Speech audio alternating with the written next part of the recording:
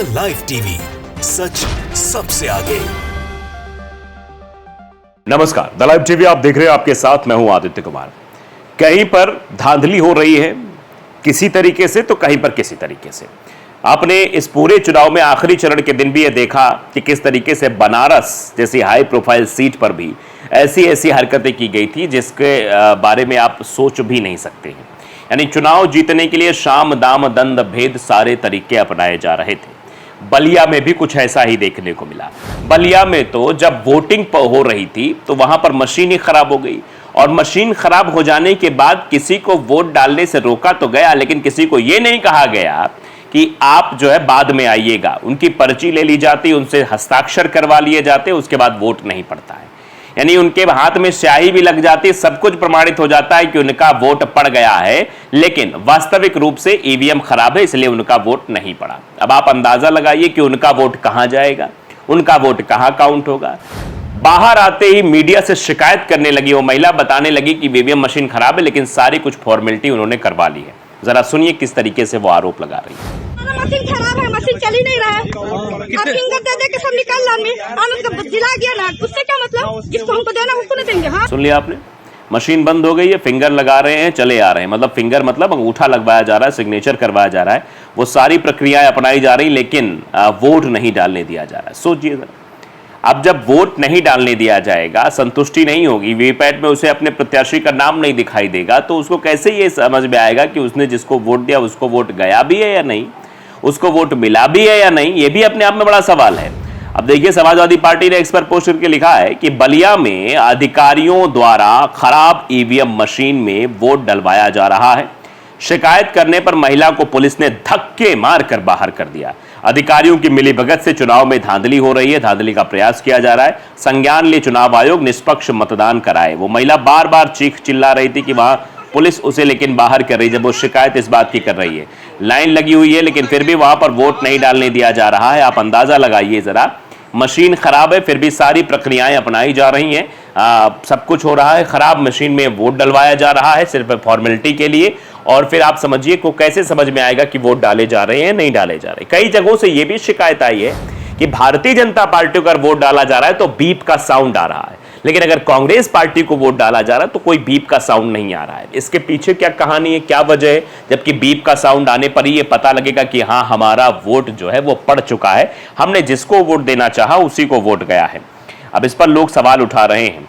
अब देखिए, कुछ ऐसे लोग हैं जो मोदी का परिवार अपने आप को लिखते हैं और उसके बाद उनका जो है रिएक्शन किस तरीके से गंदा होता है।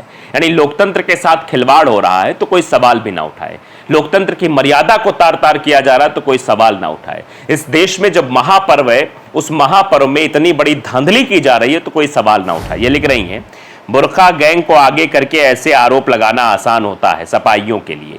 वैसे ये सब को उम्मीद तो तुमसे पहले से ही थी कि कब ये रोना तुम शुरू करोगे। आप समझिए, ये कह रहे हैं कि ये रोना है, क्यों रोना नहीं है और क्यों रोना है, ये समझिए बात जरा। आप समझिए कि एक वोट का अधिकार हमें मिलता है, हम इसी वोट की चोट से 5 सालों तक ये तय करने वाले होते हैं कि हमारे क्षेत्र का विकास कौन करेगा, हमारी मूलभूत सुविधाएं के लिए इंतजाम कौन करेगा। इसलिए हम वोट करते हैं, और उसी वोट के साथ अगर खिलवाड़ हो जाए, उसी वोट को किसी और के पाले में डाल दिया जाए, हमारे साथ छल किया जाए, फरेब किया जाए, तो दुख नहीं होगा कि 5 साल में हमें एक बार अपने एमपी चुनने का मौका मिलता है और उस दरमियान भी हमारा वोट हम अपने हिसाब से ना डाल पाए, तो सवाल तो है। आप समझिए किस तरीके से लोग वहां पर, दिग्विजय गुप्ता है, लिखा जा रहा है, कितना गिरोगे, ये तो अच्छा हुआ तुमने ईवीएम को गलत साबित करने के लिए बुर्का गैंग को चुना। आप समझिए, जिसे उत्तर प्रदेश की जनता तुम्हारे प्री प्लान को अच्छे समझ गई। बाकी 4 जून 400 पार, तैयार रहो राम भक्तों के हत्यारे मुल्ला मुलायम। इस तरीके की भाषा का इस्तेमाल कहां से आते हैं ऐसे लोग? ये लोग किस तरीके से भाषा का इस्तेमाल करते हैं? भाषा की मर्यादा तार तार हो गई। ये समाजवादी पार्टी पे लिख रहे हैं कि बेईमानी तेरा ही सहारा, भाजपा हटाओ देश बचाओ। यानी बेईमानी के सहारे ही भारतीय जनता पार्टी वोट पाती है और इसीलिए खेल चल रहा है। डिस्ट्रिक्ट मजिस्ट्रेट बलिया ने लिखा है इस पूरे मसले पर कि सिटी मजिस्ट्रेट व सीओ सिटी द्वारा मौके पर जांच के दौरान पाया गया कि वोटिंग सकुशल चल रही है, ईवीएम से मतदान सुचारू रूप से चल रहा है, शिकायत असत्य व निराधार है। हमने 3 जगह की खबर आपको दिखाई। हमने आपको दिखाया किस तरीके से मुजफ्फरनगर में ये कहा जा रहा था कि वहां पर जो मतदान केंद्र के लिए जो बनाए जाते एजेंट, उन एजेंट को नहीं बनाया जा रहा, तब भी कहा गया कि ये निराधार है। वाराणसी से जो वीडियो सुबह से वायरल हो रहा है जिसमें कहा जा रहा है कि धांधली की जा रही, तो उसमें बताया गया कि निराधार है। यहां भी शिकायत को निराधार डिस्ट्रिक्ट मजिस्ट्रेट बलिया के द्वारा बताया गया है, यानी किसी भी मसले पर संज्ञान नहीं लिया जा रहा है। मुसव्विर चौधरी लिख रहे हैं एक्स खेलते रहो आप लोग, जनता प्रशासन से पिटती रहे और नेता एक्स पर ट्वीट करो, बस हो गया। कुछ लोगों के अंदर गुस्सा भी है, जनता पिट रही, जनता के साथ गलत व्यवहार हो रहा है, एक्स पर खेलते रहो, ट्वीट करते रहो, बस हो गया। ये सड़कों पर उतरने की बात भी लोगों के द्वारा कही जाए। सत्यवीर सिंह लिख रहे हैं गंभीर अपराध कर रही है पोलिंग पार्टी, कृपया चुनाव आयोग संज्ञान लेकर निष्पक्ष चुनाव कराने का कष्ट करे। बस चुनाव आयोग को नींद में है, चुनाव आयोग सो रहा है, चुनाव आयोग देख नहीं रहा है, चुनाव आयोग संज्ञान ले, निष्पक्ष तरीके से मतदान कराए, लेकिन चुनाव आयोग की तरफ से किसी भी तरीके के कोई रिएक्शन नहीं आ रहे हैं। अजूबा लिखते हैं 6 चरण बीत गए, किसी ने सुना क्या? चुनाव आयोग ने बार बार शिकायत करते हो, इनको मरो तभी सुधरेंगे, अब इनको मारो तभी सुधरेंगे कहे बार बार, मतलब 6 चरण के मतदान होने के बाद 7वें चरण में भी लगातार कंटिन्यूअस शिकायत हो रही है, लेकिन उसके बाद भी इस शिकायत पर किसी तरीके की कार्रवाई ना होना, यह दर्शाता है कि भारतीय जनता पार्टी और चुनाव आयोग मिले जुले हैं, ये भी लोग कह रहे हैं। अमित यादव लिख रहे हैं कि भाजपा की औकात नहीं है कि बिना बेईमानी करे चुनाव जीत कर दिखाए। वो चुनाव तभी जीत पाएगी जब वो बेईमानी करेगी, ईमानदारी से कोई चुनाव नहीं जीत पाएगी, ये भी लोग कह रहे हैं।